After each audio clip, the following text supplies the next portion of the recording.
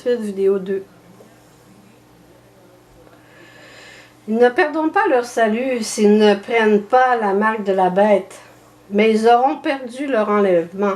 Un grand nombre d'entre eux feront partie des martyrs de la tribulation, qui honoreront le Seigneur par leur fidélité dans la mort, mais ils auraient pu l'honorer dès avant l'enlèvement par leur fidélité dans la vie. C'est pourquoi le Saint-Esprit est toujours puissamment à l'œuvre, en ce moment même, pour crier dans la terre entière, « Réveille-toi, toi qui dors, relève-toi d'entre les morts, et Christ t'éclairera. » Éphésiens 5, verset 14. Et l'apôtre poursuit, « Prenez donc garde de vous conduire avec circonspection, non comme des insensés, mais comme des sages. Rachetez le temps, car les jours sont mauvais. C'est pourquoi ne soyez pas inconsidérés, mais comprenez quelle est la volonté du Seigneur. Ne vous enivrez pas de vin, c'est de la débauche. Soyez au contraire remplis de l'esprit. Entretenez-vous par des psaumes, par des hymnes, par des cantiques spirituels, chantant et célébrant de tout votre cœur les louanges du Seigneur. Rendez continuellement grâce pour toutes choses à Dieu le Père, au nom de notre Seigneur Jésus-Christ, vous soumettant les uns aux autres dans la crainte de Christ. » Éphésiens 5, versets 15 à 21. Bien-aimés, pouvez-vous dire qu'aujourd'hui, les jours sont moins mauvais qu'au temps de Paul? Ne sont-ils pas bien plus mauvais? Ne devons-nous pas, à plus forte raison, racheter le temps? Veillez à ne pas être inconsidérés et comprendre quelle est la volonté du Seigneur. Comprenez-moi bien, une vie de sanctification n'est pas le résultat méritoire de nos efforts personnels et de nos bonnes œuvres de piété, mais elle est le résultat de l'action de la grâce de Dieu dans la vie de tous ceux qui croient. Quand le Seigneur dit à l'église de Sardes et qu'il n'a pas trouvé ses œuvres parfaites devant Dieu, nous devons savoir que jamais nous ne pourrons produire de telles œuvres parfaites par nous-mêmes, par nos résolutions ou notre bonne volonté. Mais ces œuvres parfaites découleront naturellement de l'action du Saint-Esprit dans la vie de ceux qui se sont entièrement consacrés au Seigneur et qui croient qu'ils ont déjà été créés parfaits en Christ et que Dieu leur fera lui-même atteindre une perfection totale pour leur esprit, leur âme et leur corps pour le jour de l'avènement de Christ. Thessaloniciens 5, versets 23 à 24. Ces œuvres parfaites sont les œuvres que Dieu a préparées d'avance pour tous ceux qui l'aiment. Ce sont nécessairement des œuvres de foi, car la foi sans les œuvres correspondantes est morte. Si nous voulons produire des œuvres de foi, nous devons connaître notre Seigneur et connaître sa parole. Nous devons aussi croire tout ce qu'il nous dit, sans discussion, sans hésitation. Voici ce que le Seigneur dit à son Église fidèle, l'Église de Philadelphie. Je connais tes œuvres. Voici, parce que tu as peu de puissance et que tu as gardé ma parole, que tu n'as pas renié mon nom, j'ai mis devant toi une porte ouverte, que personne ne peut fermer. Voici, je te donne de ceux de la synagogue de Satan qui se disent juifs et ne le sont pas, mais qui mentent. Voici, je les ferai venir se prosterner à tes pieds et connaître que je t'ai aimé, parce que tu as gardé la parole de la persévérance en moi.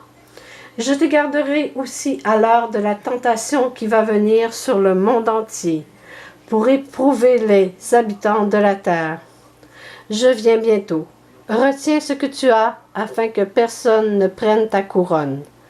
Apocalypse chapitre 3, versets 8 à 11. Voici donc quelles étaient les caractéristiques de cette Église fidèle qui va être enlevée. Elle a peu de puissance. Devant les hommes, c'est une Église pauvre, humble, insignifiante, sans rien, à première vue, pour attirer le regard. Mais c'est une Église puissante devant son Dieu. Elle a gardé la parole du Seigneur. Combien cela est capital en ces temps d'apostasie et d'abandon de la vérité.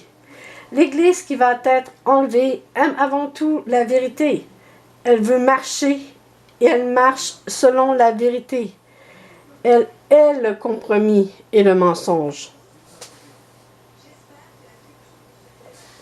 Elle n'a pas renié le nom du Seigneur Jésus. Renier le nom signifie être prêt à accepter toutes sortes de compromis par rapport aux ordres et aux paroles du Seigneur. Cela signifie être prêt même à désobéir quand cela ne semble pas si important. Il y a une foule de manières de renier le nom du Seigneur, mais fondamentalement, cela revient à ne pas respecter sa personne, à ne pas l'aimer par-dessus tout, à ne pas chercher à le glorifier, à l'honorer, à lui obéir de tout notre cœur, uniquement par amour pour lui. Elle a gardé la parole de la persévérance en Jésus. Elle a persévéré dans les souffrances, les persécutions et les épreuves. Aucune de ces choses n'a pu la détacher de son Seigneur. Elle fait partie de tous ceux dont le Seigneur a pu dire « Ils l'ont vaincu, le diable, à cause du sang de l'agneau, à cause de la parole de leur témoignage. Ils n'ont pas aimé leur vie jusqu'à en craindre la mort. » Apocalypse 12, verset 11.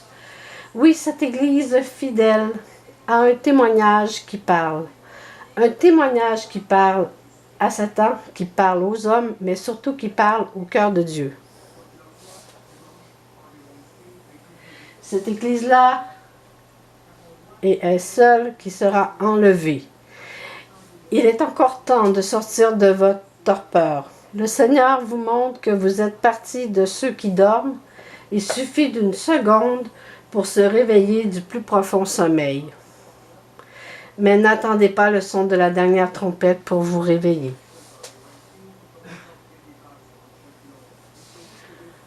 Se réveiller, c'est très simple. Pour un chrétien, c'est réaliser qu'il a vécu en dessous de la grâce de Dieu. Il n'a pas su saisir ou saisir pleinement la grâce souveraine de Dieu. Car c'est uniquement la grâce de Dieu qui nous soutient et qui nous permet de rester éveillés. Si quelqu'un entend ce message, c'est que déjà la grâce de Dieu est venue à sa porte. Et si la grâce de Dieu est venue à ta portée, c'est pour que tu puisses la saisir avec reconnaissance. Il n'est donc pas trop tard pour toi. Le Seigneur peut faire en très peu de temps une œuvre puissante et merveilleuse dans ta vie. Oui, sois convaincu que tu seras prêt à partir quand l'enlèvement de l'Église se produira.